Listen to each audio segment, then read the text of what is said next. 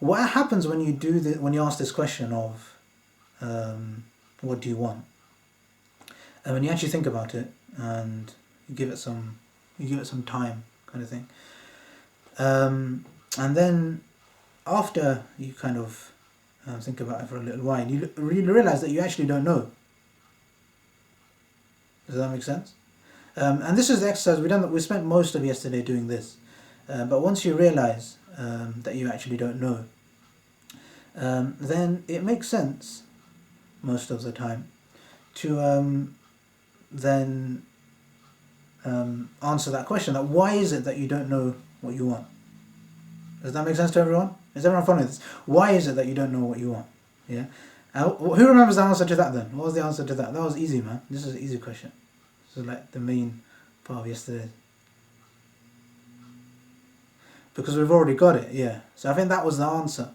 That if you've already got what you want, then it'll be difficult to find. So that was kind of a brief summary of what happened yesterday. So thank you, Farheen. That's completely right. Well done.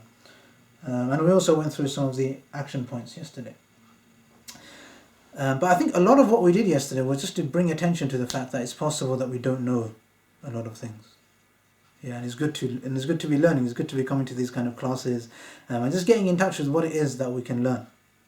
Yeah, and when we do gratitude, that really helps us appreciate what it is that we do have, as opposed to what we don't have, and that's really, really important. We're going to see today why gratitude is so fundamental to actually getting in touch with our spirit to some extent. But if you look at the slide now, there's a verse of the Quran which just brings a bit of appreciation to the fact that we're not always meant to be experts with regards to what's going on in our spiritual journey. It's possible that we might not be completely 100% sure, and we'll always just be learning. So that's quite important. I'm just going to mute. Anyway, sorry. So that's something which is quite important to keep in mind. So now here, this verse on the screen now, I'm just going to read it for you. I'm just thinking about it now. I probably should have written the English rather than the Arabic. But anyway, وَيَسْأَلُونَكَ عَنِ الرُّوحِ.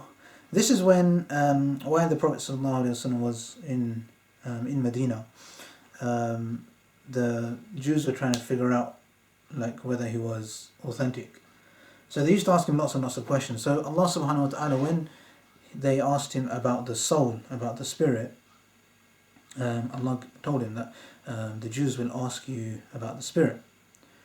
And so now when Allah gives the Prophet ﷺ this warning that you're going to be asked a question by the Jews, usually that's an indication that Allah is going to tell him some more information about this. Yeah? So if the Jews are going to ask you about the spirit, so I'm going to tell you the spirit is X, Y, and Z, so you can explain to them properly. Yeah? Does that make sense to everyone? However, here, when Allah answers this question, He tells the Prophet ﷺ, they're going to ask you about the spirit. قُلِ الرُّوحُ مِنْ أَمْرِ رَبِّي وَمَا أُوتِيتُم مِنَ الْإِلْمِ إِلَّا قَلِيلًا. That the spirit is something to do with the affairs of Allah. Yeah? Whenever Allah speaks about Himself, or whenever we have a discussion about Allah in the Quran, Allah will always speak of Himself as a being which is beyond recognition. Yeah, does that make sense? Like beyond comprehension to some extent, which is quite important, because then here when the spirit is described, the spirit is also described as kind of something a little bit beyond comprehension. So the Jews would come and ask you about the spirit. قُلِ الرُّوحُ مِنْ أَمْرِ رَبِّي. It's something to do with Allah. وَمَا أُوتِيتُم مِنَ الْإِلْمِ إِلَّا قَلِيلًا. And you've not been given from knowledge except a little bit. You've only been given a small amount of knowledge in reality. So this is what Allah is telling the Prophet ﷺ, that it's not always necessary to have all the answers to every question. Does that make sense? So that's kind of what we learnt from this kind of verse. We're not necessarily meant to know everything. And therefore that's where it becomes useful to actually realize that in comparison to Allah, in comparison to our spirit, there's always going to be a lot to learn. It's always going to be like quite a interesting journey. The more curiosity we have, the more we'll be able to learn about it. And that's what kind of very often happens. So when we ask that question, what do we want? Until yesterday, a lot of us would have answered with maybe something quite specific. We may have thought that we know, which is not necessarily a very, very bad thing. But yesterday we probably picked up on the fact that these kind of obvious questions we think that we know, we don't always know. Then when we went further and said, well, what was the next question? What do we want? And then what was the answer to this question? Who remembers the answer? That was true for most people. Okay, that you're not 100% sure. Yeah, does that make sense? That we don't actually know. And this obviously, we done this in a bit more detail yesterday. But then when you come to this not knowing, this accepting that you don't know something sometimes takes a bit of humility. Yeah, this is what we went into yesterday, that humility is so important. Very often some of the biggest obstacles that we actually face when it comes to improving ourselves is just accepting that we can improve. Yeah. So that was one of the things. That's why it's always good to have these questions. And because the last thing that we end up coming back to is that gratitude is what makes you aware even of who you kind of are, of who you actually are to some extent. Yeah, because if you want to know yourself, and if you're not doing gratitude, you don't really know what's good about you. You don't know what's going right. You're not necessarily too in touch with what's going very good. Okay, so I'm gonna start off with a question today, which is quite an important question, and it's a difficult question, but I think you guys are people who can try answering it, man. The question is to try and find something which you're proud of, which you've done recently. Something which you're happy, because very often we're looking, forward into the future, and we're like, yeah, we're gonna change the world, we're gonna become better, we're gonna get taqwa, we're gonna, become connected to Allah, we're gonna be so amazing. So we become I think because we're quite results driven and materialistic sometimes. You can call it results oriented to some extent. Because of that, we sometimes don't actually give much attention to what we have achieved. Does that make sense? Does anyone want to have a go at answering the question? Yeah, but definitely I think we struggle sometimes to find things we're proud of. And I think that kind of, for some people who I have conversations with, some Muslims, like I say on the second point here, sometimes we even think that it's arrogant to be proud of your own achievements. And I actually think it's a little bit destructive sometimes to be out of touch with your achievements. So we should be aware of in our life at the moment, what is it that's that we've done which is kind of, you might have pushed yourself, or something which you've achieved which kind of wasn't happening normally. So yeah, someone gonna jump in there, man? That's really good, man. Yeah, man, those are two really good shares, man. Really good answers. I don't think I need to add anything to either of your answers, man. Ian or Homdan. Really good answer. Anyone else want to jump in? Man. So to answer that first question, I think it's useful to try answering that question. Because very often we're looking into the future, we're looking at how to become better, how to get more taqwa. But if you're not noticing how these classes have already helped you, or how you've already improved, or how you're already getting better, then you're not going to notice the trajectory as easily. So this is quite important. That, for example, the Prophet ﷺ, he had an amazing impact, and when we think of him, we always we kind of are so grateful for that. When we think of Islam being amazing, very often I think one of the main reasons is because the Prophet ﷺ and his message had such an impact on the world, isn't it? And very often we speak about that as the main kind of thing. And obviously what's important to remember here is that impact is not our responsibility. It's not our job necessarily to change the world. But our responsibility is to have a good plan for how we're going to make an impact. Does that make sense?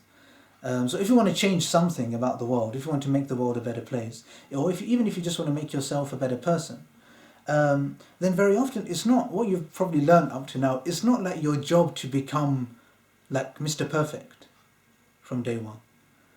But it is our job to make a plan to work towards perfection, to work towards full manifestation. Does that make sense to people? Does that make any sense? Any questions about that? Or is that good? Are we good to carry on? So that's why I asked that question. It's good to be in touch with what you are proud of. What it is that... Because I have this conversation with a lot of Muslims, and sometimes they're like, I try not to think about the good I've done in the world. Which kind of, it holds you back a little bit. If you're not aware of where you are, then sometimes that's going to be something which will hold you back. And we'll go a bit further into that. Because now we're going to link our gratitude practice, which we kind of understood really well yesterday, towards the amount of trust we can actually have in Allah. Does that make sense? Because now if I ask you what you're proud of, and you know that Allah's already given you the chance, like Ian said, to become a Muslim, to appreciate him, to recognize him, to get in touch with him to some extent. Hamdan said, he gave him an ability to concentrate more in his prayer. Brother Abdul Hafiz from Malden, he said that he's proud of the fact that he prays all the time, prays 5 times a day. So now when we realize what we're proud of, that we are this connected to Allah in this many ways, or we're able to have a good effect on your niece, for example, or your spouse or your family, whatever good change you're able to, or what you've already made, good change that you've made this Ramadan, when you get in touch with that essentially is gratitude for the impact you've already had, or the impact you're having today. Does everyone get that? Which is important. Because, like we realized yesterday, the reason we don't know what we want is often because we already have it within us, but we just haven't noticed. And that can sometimes be the same with our impact. You can be positively impacting the people around you in massive ways, and the more you get in touch with that, the more you know how to take that trajectory, upwards. So is everyone looking at the slide here? So whenever we're grateful, we notice how much Allah is helping us. Yeah, so Ian would have noticed that guidance to Islam was from Allah. Praying every day is something which Allah allows us to do. But it's when we're at this point that you're able to actually realize what you need to do next. Yeah, because if you're aware of what your current impact is, what your current connection to Allah is, how you're currently changing yourself, how you're currently making yourself better, how you're currently positively impacting the world around you, and once you know where you are today, you can then become a lot more clear on what the next step is. What is that next action that you need to take? Does that make sense to everyone? So that's why having awareness impact is actually quite important. So now I just want to go through one example here. So imagine like you, for those of you that are married, or for those of you can take any example from anywhere, and we're going to do this a couple of times, so don't worry too much about not getting this 100% first time. But let's say there's an area in your life which you want to grow. So maybe it's your relationship with your wife. Or it could be any of the areas. It could be your health, it could be your relation with Allah, but you want to take it to another level. So now when you think of that this is something which I want to impact. So you want to impact your relationship with Allah. At the moment maybe it's a bit like you're a bit confused about it, you're a bit iffy about it, or you're just slowly working your way towards it. And you want to just speed it up a little bit. Yeah, so you want to take it to another level. So what happens sometimes, we get a bit scared of this. So, we think that, this is Allah. Allah's like, He works in mysterious ways, and, so He's going to, it might be a bit complex. But very often what we notice is one of the things, there'll be a very easy step you can take to actually bring that into your life to some extent. So if you want to feel more connected to Allah, something very simple is something which we've done today and yesterday is gratitude, to become aware of what Allah has given you around you. Another thing is, like the brother Abdul Hafiz and Hamdan both mentioned, is actually praying properly and having concentration. So that will help get you aware of Allah. But what you notice is that whatever the problem is, sometimes, for those of you that were here yesterday, you notice the problems that you have. And when we do our lessons, the problems we're trying to solve are the problems which you have a direct impact in. Yeah, so for example, if you want to improve your relationship, or you want to improve the way your wife is, for example, that's going to have a lot to do with the way you are. Does that make sense? So the first thing that usually needs to be impacted before any change kind of manifests in the world, which you want to change the world, however you want to change it, very often the first thing that actually needs to be impacted is you. Which means, for those of you following the slide, the last point there, the highest return on your investment will always be when you invest in your personal growth, when you invest in yourself.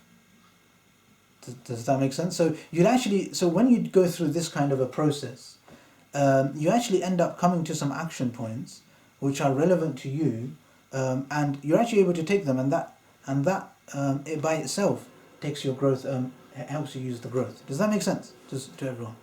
Or is that a little bit Rodrigo, man? Jazakallah khair. I think there was a bit of mic interference, so I'm gonna try and rephrase everything you've said to make sure I understood it as well. It was really nice, I think, what you said. It was quite a deep point as well, so it's not the easiest to rephrase. But I think what Rodrigo was saying is that gratitude brings you back to the present moment, to the extent that very often when you're anxious about the future, I think naturally we do really attach to our outcomes. We want something quite specific.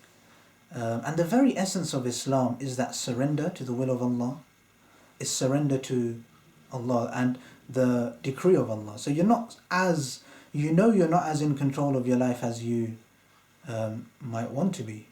But obviously, like we did yesterday, you realize you don't actually want control of your life. We don't even want that. We all want surprises. So now it's just between the pleasant and the non-pleasant surprise. You're going to have some of them are going to be slightly a bit more shocking than the pleasant ones. Maybe the coronavirus will come and you have to stay in your house for like 10 weeks consistently.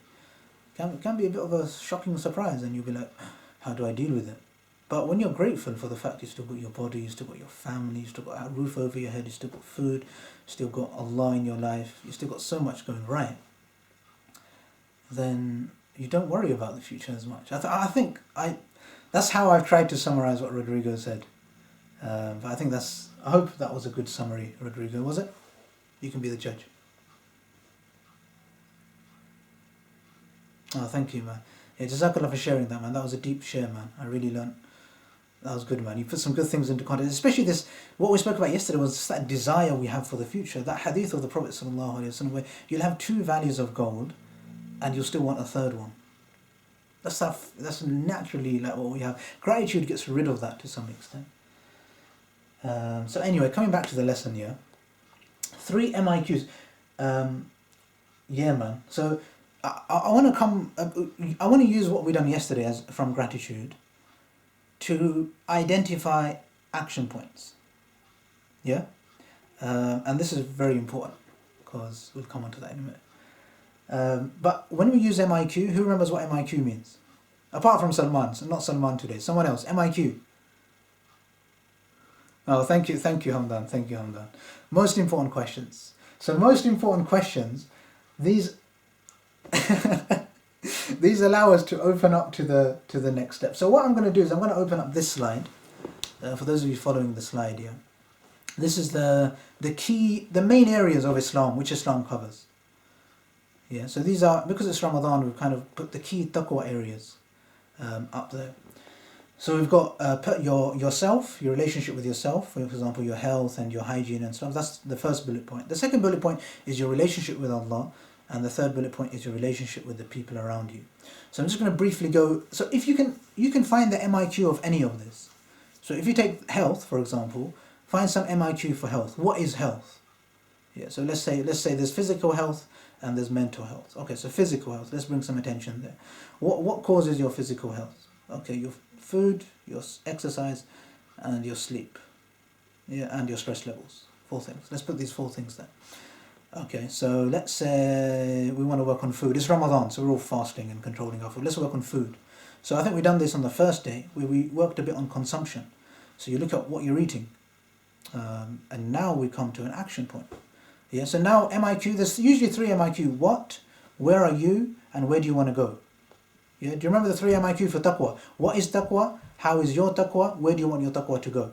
So MIQ for your food, for your consumption, is what is consumption?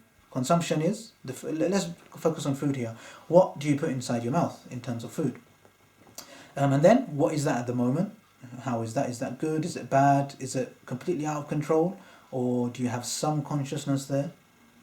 And then where do you want to be? What's your ideal for, like, what do you want to put inside your mouth on a daily basis? What kind of food do you want to eat? Do you want to eat organic food? Do you want to eat like healthy food? Do you want to eat very high sugary food? Do you want to eat a lot of fat? Do you want to be a fat person? Do you want to be a healthy person? Like, where do you want to be in terms of where you want to go? And when we ask these MIQ, they bring us to very, very simple action points. So a simple action point, for example, which we found for this consumption is to drink 1.5 liters of water, for example. Yeah? Does that make sense to everyone? So that's in terms of number 1. So connection to Allah, like Brother Humdan and Ian and Abdul Hafiz mentioned in their shares, that connection to Allah is going to be reading Quran better, concentrating in prayer better, converting to Islam and actually taking spirituality a bit more seriously. Coming to this class today, alhamdulillah, all of you are taking spirituality quite seriously, man. You should be proud of the fact that you're here. Slide. Today's main topic, I want to really talk about dua, making dua.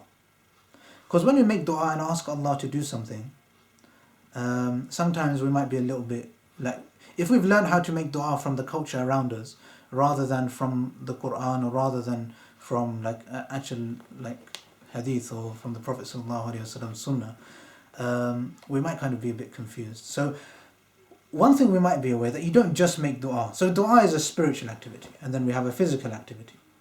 Yeah, so I want to say that in terms of your physical activity and your spiritual activity, you're going to have 2 actions for dua.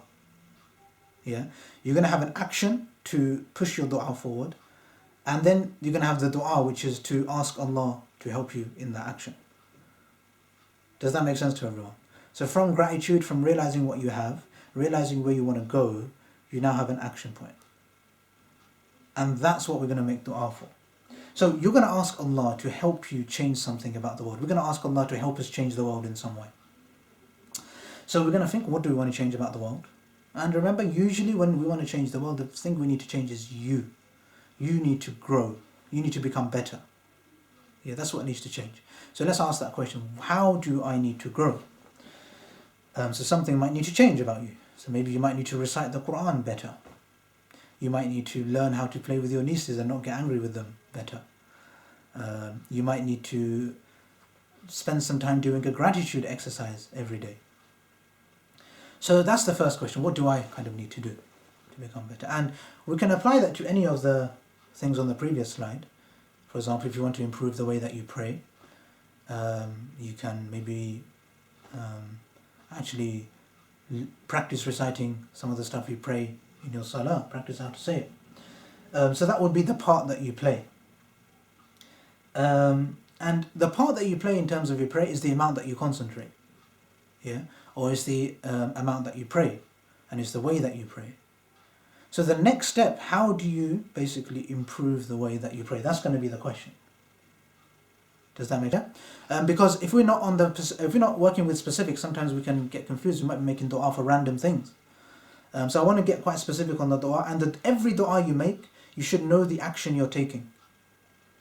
And I think that's what I want to leave everyone with today. Does that make sense to everyone? The dua you're making, you should know the action you're taking to get that dua into your reality. So that's the question you're going to have to start asking. So if you're looking at the slide now, the question is going to be, what is my next step? What is the step that I'm going to have to take every day in order to make this dua come into life? Does that make sense? So I'm going to take one of the common problems we have in our society. When I'm speaking to people, very often people are a bit tired, especially in Ramadan, and they're busy. They have these 2 problems. And very often being busy is actually is caused by a lack of clarity sometimes. That's why I'd recommend taking some time to sit down, ask yourself, what do I want? And if one of the things that you want in your life is to be more connected to Allah, then you need to write that down as one of the things that you want, as one of your main aims in life. And then below that, you're going to have some action points which are going to get you there. Does that make sense? And these action points, you're going to be executing on them on a daily basis. And then once you've started executing, you're going to make dua for the action. So there's no fuzziness between your dua and how that dua is going to come into reality. Now you know what you're asking Allah's help for. Does that make sense? So if we take, for example, being busy. Let's say you're busy. Now, I think this is a problem that most people have. So most people kind of feel that they're a bit busy. Yeah, they've got a bit too much going on. Lack of clarity is probably one of the things going here. So usually I think one of the things that you want, my niece is here, man, the one I play Lego with. Assalamu alaikum, Sally. Oh, she's well shy of you guys, man. She's proper shy of you guys. She always runs away, man. She used to come and sit on my shoulder, but I think now she knows that you guys actually speak to me. So, and you see her, so she's hiding. So, but anyway, man. Yeah, man. But anyway, when we have busyness, one of the things that we really need to start looking for is a consistent, like Brother Isam just said, ask for consistency, ask for consistent growth. Being able to, on a daily basis, do the actual right thing. If you're busy, you might be doing random things, as opposed to what you actually need to be doing. So when you ask this question, what do I want? And if one of the questions is to connect to Allah, then now you can have the action points for this thing as some of the things which you keep yourself busy with. Does that make sense? If there's something else which is important to you, for example, to have an amazing relationship with your wife, then maybe you can find some action points for that. Maybe you need to, again, if you're going to be working on your growth, the first thing is going to be maybe controlling your anger in a different way, maybe expressing yourself, maybe improving the way that you communicate.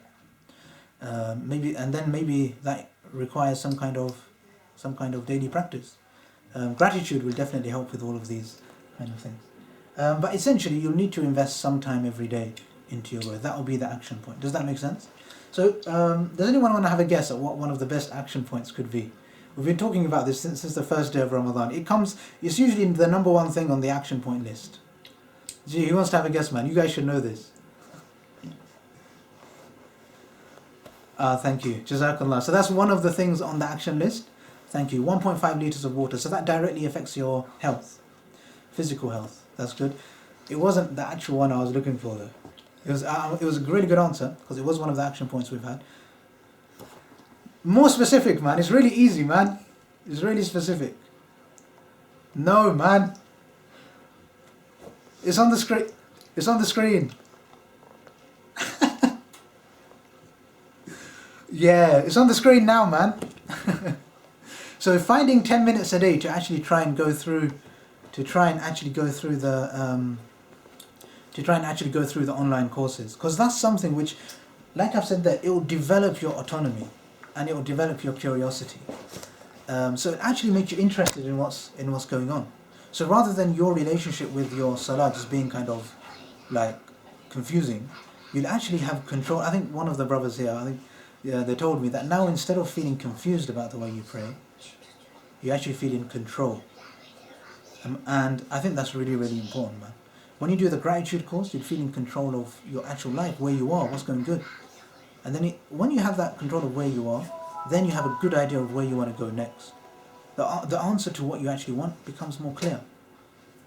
Does that make some kind of sense? That's why those courses are quite powerful. So I've given you some time to look at those slides. We've only got 5 minutes left till 7 o'clock. I don't want to overrun too much. So now what I want to do is, I want today's lesson really to be is how to make sure that everything you make dua for. Wake up! Okay. Oh, my niece just tripped over. Anyway, it's disturbing our lesson now, aren't you, naughty? Anyway, so one of the things that I really want to take is the things you make dua for. When you're sitting at the Tahajjud time, when you've prayed your Taraweeh and you're raising your hands and talking to Allah, when you're doing that, I want everything you ask Allah for to have some action behind it for today. So you're actually fulfilling one of the main prerequisites of dua, which is that you're taking some action. So I want to go on. So what I want to do is figure out what it is that we make dua for. So let's go back. We can come back to this one, which is the key taqwa areas, which is the connection you have with yourself, the connection you have with Allah, and the connection you have with the others around you. And actually try and find some of the action points. So one of the key action points which we've come to is doing the YouTube course, for example. So I know, I teach a lot of you one-to-one as well. I know a lot of you struggle with this. It's not easy. It's not easy to schedule it every single day. And making a daily habit is not easy. So I would definitely recommend trying to stack it with something else that you already do every day. So if you, for example, you do something every day, if you recite the Quran every day already, I would encourage stacking the course with that. So instead of, if you're going to recite Quran for 1 hour, minimum 50% should be for actually learning.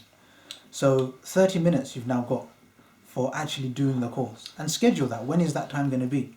And try and find time for that. So that's one thing which I definitely say, a very simple basic action point.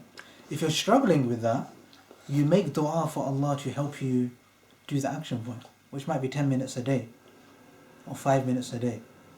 So as opposed to making dua, oh Allah, make me more closer to you, you say, oh Allah, let me invest those 10 minutes every day.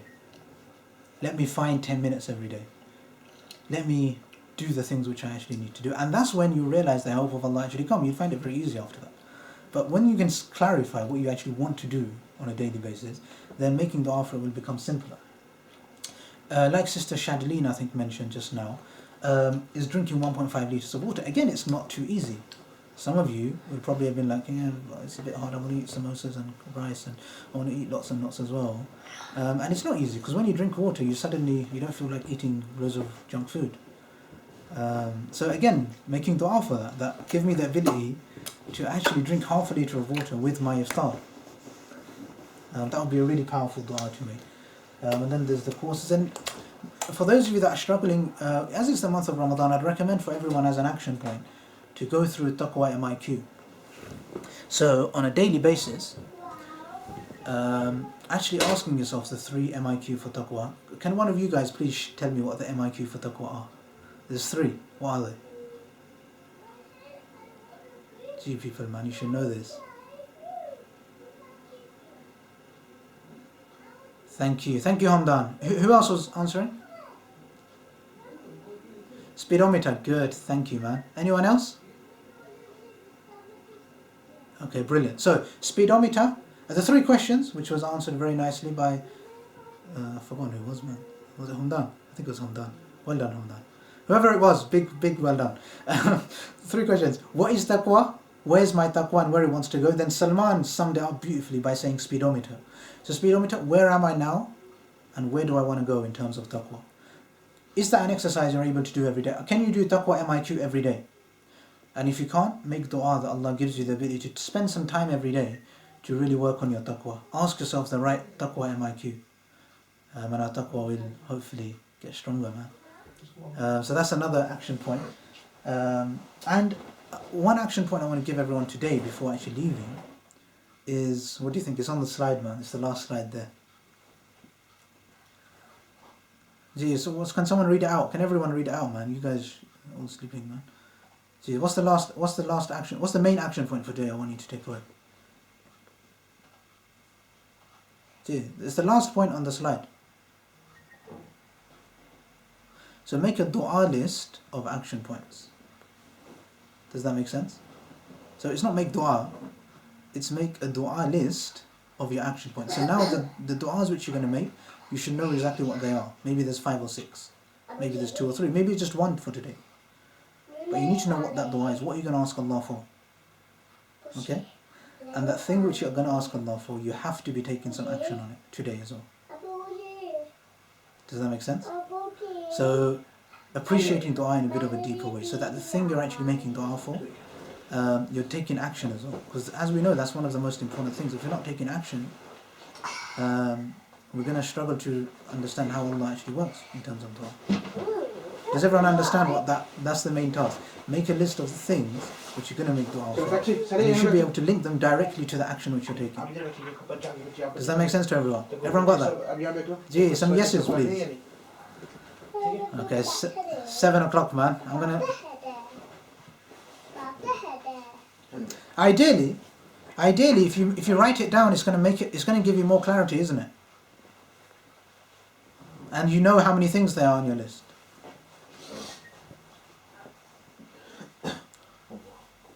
Yeah, man. Whoever wants to talk, you can unmute yourselves and talk, inshallah. Anyone else want to jump in there? I'm going to end it there. It's 7 o'clock, inshallah. I know a lot of you have stuff to do, inshallah. Any feedback, you can give it now. Otherwise, you guys can get going, inshallah. But I want you to remember this action point, which is to make a list of the things you're going to make dua for, and everything on that list you have to have action for. You can't be on the list unless you've got an action. So you must identify action points. So that's why this action point, there's 5 action points on there. Consumption awareness, like I've been telling you for like 5 days now, that first bite of iftar, that first date that you eat, are you aware of it? Are you able to bring that awareness there? If not, make dua for increased consumption awareness.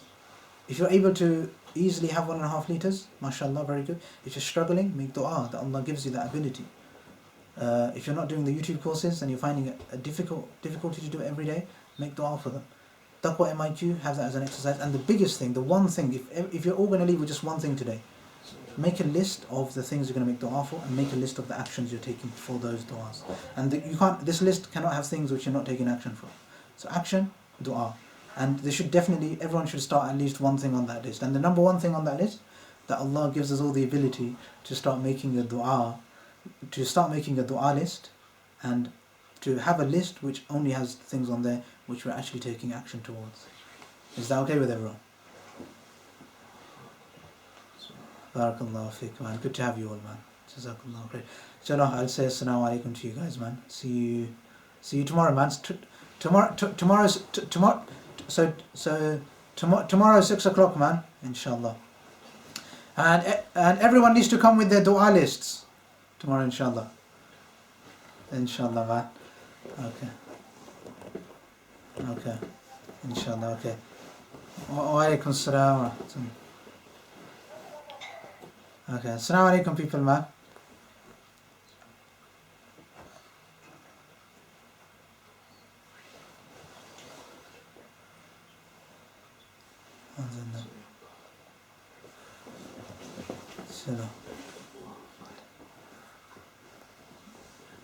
Sorry, man, I've muted you all. If you can just, if you're speaking, please unmute yourself. Sorry. And there's just a bit of background noise, so I couldn't hear anyone. So please do unmute yourself and have a chat. Sorry, Abdul Hafiz, I cut you off there. Abdul Hafiz, sorry, Abdul Hafiz. Sorry, I've muted you, so you're going to have to unmute yourself. Sorry about that. Abdul Hafiz. Sorry, man, you're going to have to unmute yourself if you want to speak. If you're speaking, just can you unmute yourself, please, if you want to speak. Sorry, people. Just carry on, Abdul Hafiz. Yeah, carry on. What were you saying? Assalamu alaikum. Very good to have you all, man. Jazakallah. See you tomorrow at 6 o'clock, man. And spread the word as well, man. Spread the word in Malden. Abdul Hafiz, get everyone. Tell her who's ready. Inshallah. Yes, what are you even sitting for? Who's that in the background? Who's in the background? No, I can hear. Yeah. Oh, in the background, there's lectures which you don't log into, so what's not my fault now? Isn't it? Chill out. Yeah. As an imam, I've had that as that's actually my number one obstacle. Knowing is the enemy of learning. It's one of my favourite sayings. And because when I'm teaching, I see that a lot. But it's just I understand your frustration, I have the same problem as well. But what I've learned is what you can do is everyone has like a way of one-to-one is how marketing is done. Does that make sense? So if you speak to somebody and you genuinely try and help them, so you speak to somebody who's kind of confused, who's a little bit confused about praying, they're not that in touch with Allah, they're not that aware of their dua, and you actually speak to them genuinely with that concern, and you make dua for them as well. you know, he needs to do this kind of thing. And just watch them. You'll be surprised how much impact you have on the people you speak to. You told me every Just the fact that you mentioned it to them, they will start thinking differently. Yeah, we nearly finished it. They'll be like, why is Abdul Hafiz on my back? Completely. And yeah, sorry, carry on. Okay. Yeah. And now we will carry on from where we left off in chapter 30. So revise that. Abu Asmiya, did you learn? Did you finish the whole of Surah Mursalat? Okay, what I want to say, Abdul Hafiz, instead of No, I'm talking you about.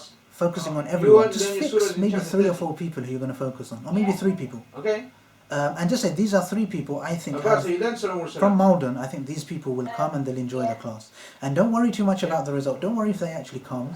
Don't worry. You If learned the whole just thing? the only job you have Are you is just sure? say there's a class going on. I'm going to go, and I think it's quite good. Why don't you think if you can come? And just 1 or 2 people, just give them a phone call and say, even if it's 1 person you start off with, and just notice how when you're sincere, when you speak to people, they'll actually, even if they don't come to the class, they'll actually your words will have a big effect on them, man.